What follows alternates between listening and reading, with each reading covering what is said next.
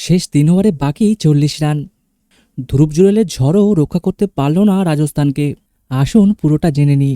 শেষ ৩ ওভারে দরকার মাত্র ৪০ রান। ব্যাটে ধ্রুব জুরেল, চোখে আগুন। মনে হচ্ছিল রাজস্থান সহজেই জিতে যাবে, কিন্তু কে জানত বিরাট কোহলির আরসিবি তখনও হার মানেনি। টস জিতে প্রথমে ফিল্ডিং নেয় রাজস্থান।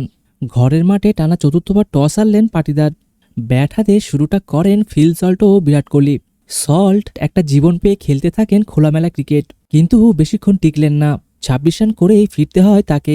এরপর মঞ্চে আসে বিরাট ও পাডিকালের দুর্ধর্ষ জুটি। ৯৫ রানের পার্টনারশিপ। বিরাটের ব্যাট থেকে আসে ৭০ রান মাত্র ৪২ বলে, ৮টি ৪ ও ২টি ৬।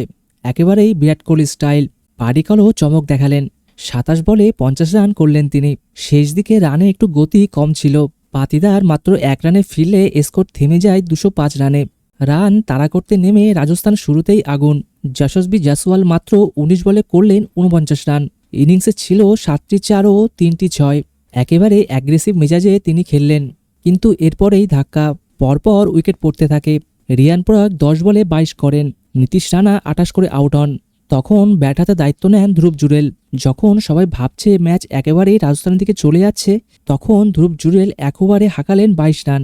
শেষ ৩ ওভারে দরকার ছিল মাত্র ৪০ রান।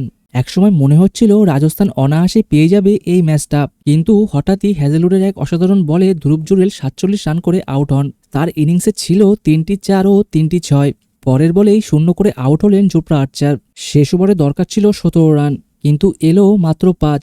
ম্যাচটা ১১ রানে জিতে নিল বিরাট কোহলির আরসিবি। এটাই বলে দিল শেষ না হওয়া পর্যন্ত কিছুই শেষ নয়।